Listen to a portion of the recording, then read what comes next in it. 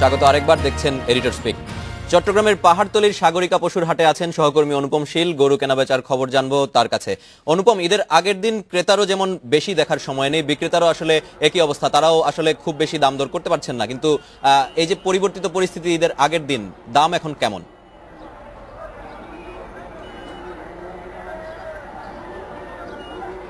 চট্টগ্রামে আসলে আমরা যে কয়টি গরুর হাট বসেছে আমরা সবকটি হাটে প্রায় ঘুরে দেখেছি, এবং যে পরিস্থিতিতে আজকে এসে অবস্থান করছে সেটা হচ্ছে আসলে আজকে ক্রেতাদের জন্য আমরা অনেকটা পোয়াবারও বলতে পারি। কারণ আমরা গত 2 দিন আগেও যে গরুটি বিক্রেতারা দাম হাঁকছিলেন 2 লাখ 2.5 লাখ টাকা, সেটি কিন্তু আজকের বাজারে আমরা 1 লাখ থেকে 1.5 লাখ টাকার মধ্যে বিক্রি হতে দেখেছি। অর্থাৎ অনেকেই আমরা খেয়াল করেছি যে হয়তো ছাগল কিনতে এসেছেন, কিন্তু গরুর দাম এতটা কমে গিয়েছে যে অনেকেই ছাগল কিনতে এসে গরু কিনে বাড়ি ফিরছেন।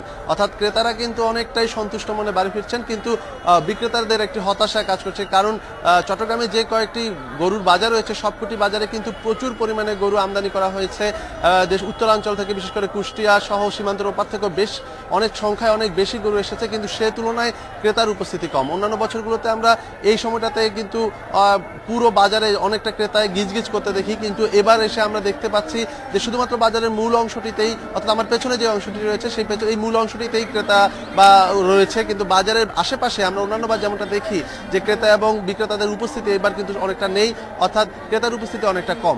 এই প্রেক্ষাপটে আসলে চট্টগ্রামে দুটি স্থায়ী এবং এছাড়া আরও 6টি অস্থায়ী, মোট 8টি বাজারে গরু কেনা বাজার চলছে, এবং অনেকটা বলা যায় যে ক্রেতারা অনেকটা আনন্দের সাথে গরু পশু কিনছেন। তবে বিক্রেতাদের মধ্যে একটি হতাশা আছে। আমরা কয়েকজন বিক্রেতার সাথে কথা বলেছিলাম, ওরা ইতিমধ্যে অনেকটা হতাশ হয়ে বলছেন যে ব্যাংকের ঋণ এছাড়াও বিভিন্ন জায়গা থেকে তারা সুদে কিস্তিতে এই ঋণ করে এই গরু পালন করেছেন, তারা আসলে অনেকটা হতাশ, এবং কিছু কিছু বিক্রেতাকে আমরা অনেকটা দেখেছি যে বেশ খানিকটা হতাশা ভুগছেন বলে আমরা দেখেছি। এই ছিল চট্টগ্রামের আজকের। শুনছিলাম চট্টগ্রাম থেকে পশুর হাটের সর্বশেষ খবর। এদিকে আইন শৃঙ্খলা বাহিনী নজরদারি বাড়ানোর পরেও রাজধানীতে অজ্ঞান পার্টির তৎপরতা থামেনি। গত 2 সপ্তাহে 86 সদস্যকে আটক করেছে ঢাকা মহানগর পুলিশ। ঢাকার বিভিন্ন পয়েন্টে এ ধরনের অপরাধীদের 20 থেকে 25টি দল সক্রিয়।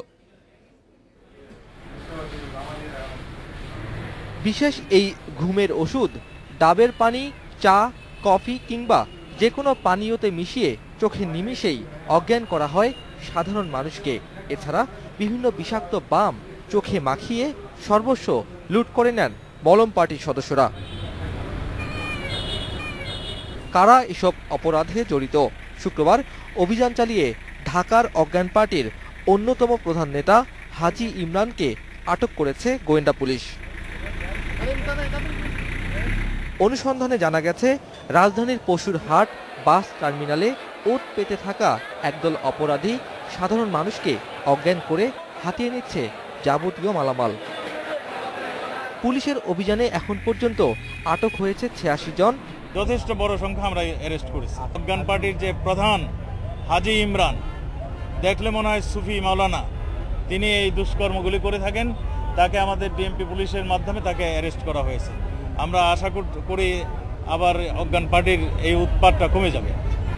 অজ্ঞান পার্টি ও মলম পার্টির খপ্পরে পড়ে প্রায় প্রতিদিন ঢাকা মেডিকেলে ভর্তি হচ্ছে অনেক মানুষ। এসব ঘটনায় মামলা হয় না বললেই চলে, তাই পরিস্থিতির পুরো হিসেব নেই পুলিশের কাছেও।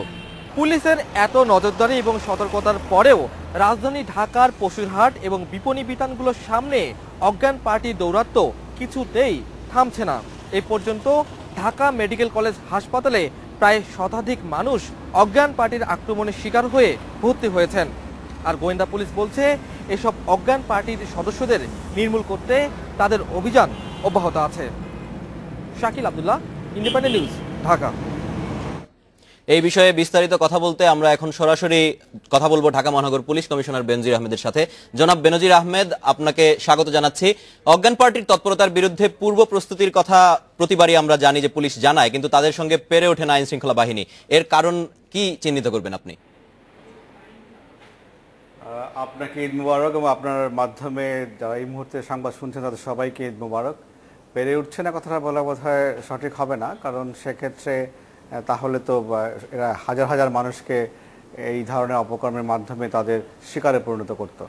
আমাদের বুঝতে হবে যে যারা এই ধরনের অপরাধী তারা জনগণের মিশে থাকে, এবং সাধারণ মানুষ, সহজ সরল মানুষের অসতর্কতার সুযোগ তারা নেয়। আমরা অজ্ঞান পার্টির বিরুদ্ধে এই ঈদের যে প্রাক্কাল থেকে আমরা সতর্ক রয়েছি। এই জন্য আপনাদের সাংবাদিক আপনারা বলেছেন যে আমরা প্রায় ৮৬ জনকে গ্রেপ্তার করেছি। এদের একজন টপ গ্যাং লিডারকে আমরা গ্রেপ্তার করেছি। কয়েকদিন আগে ৬ জন, পরশুদিন ৬ জন অজ্ঞান পার্টির সদস্যকে মোবাইল কোর্টের মাধ্যমে তাদেরকে জেল করা হয়েছে।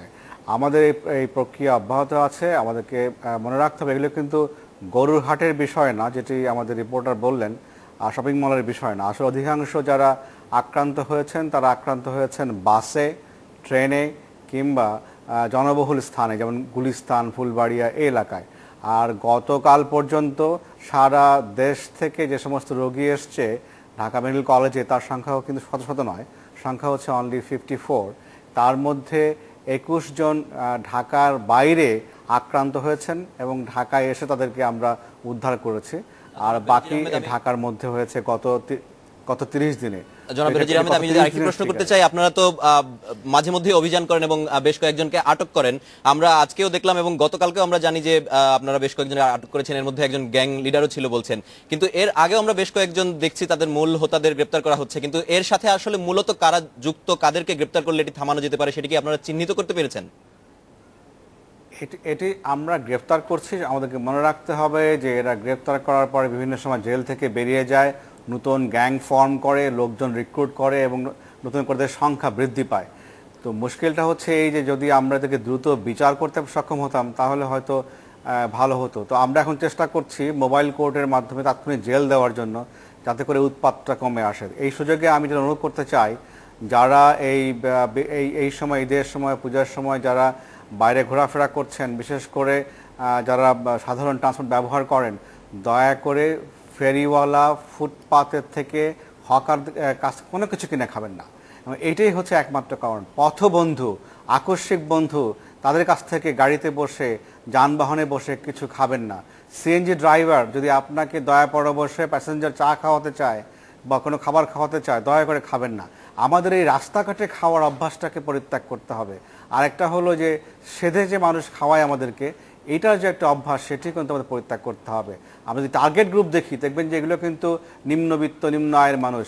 এই দেখবেন যে এগুলোকে অজ্ঞান করে টাকা নিচ্ছে 4,000, 5,000, 20,000, 30,000, এর বেশি কিন্তু না। তার মানে কি টার্গেট গ্রুপটা হচ্ছে আমাদের মধ্যবিত্ত, নিম্ন মধ্যবিত্ত এবং নিম্নবিত্ত। তো আমাদের অনুরোধ, আমরা কিন্তু এইটার জন্য গত 1 সপ্তাহ ধরে বিভিন্ন ধরনের ক্যাম্পেইন করেছি। আমরা 1.5 লক্ষ লিফলেট ছাপিয়ে বিতরণ করেছি। আমরা প্রত্যেকটা গরুর হাটে মাইকিং করছি, আমরা প্রত্যেকটা রেল স্টেশনে মাইকিং করছি, আমরা প্রত্যেকটা বাস টার্মিনালে মাইকিং করছি, আমরা টিভি স্পট বানিয়ে আজকে আপনাদেরকে দিয়েছি দেখানোর জন্য। সো আমরা প্রিভেন্টিভ কাজ, একই সঙ্গে পাবলিক অ্যাওয়ারনেস, সবগুলো কিন্তু করছি। এই যে মেনাসটা, এই যে উপদ্রবটা, এটাকে দূর করতে হলে আসলে আমাদের সবাইকে সচেতন হতে হবে এবং আমরা এক জায়গায় কাজ করলে অবশ্যই আমরা এটাকে মোকাবেলা করতে পারবো। আমি আরও বলতে চাই যে এর পরে কিন্তু আমাদের কার্যক্রম থেমে থাকবে না। আমরা ঈদের পরেও এদেরকে আপলোড করার চেষ্টা করব এবং আমাদের অভিযান ঈদের পরেও অব্যাহত থাকবে, যাতে করে এইটার প্রাদুর্ভাব ভবিষ্যতে এত সহজে আর দেখা না যায়। আপনাকে অনেক ধন্যবাদ। ঢাকায় অজ্ঞান পার্টির তৎপরতা নিয়ে কথা বলছিলেন বেনজির আহমেদ। এডিটর স্পিকে নিচ্ছি একটি বিরতি, ফিরে এসে আরো বিস্তারিত জানাবো।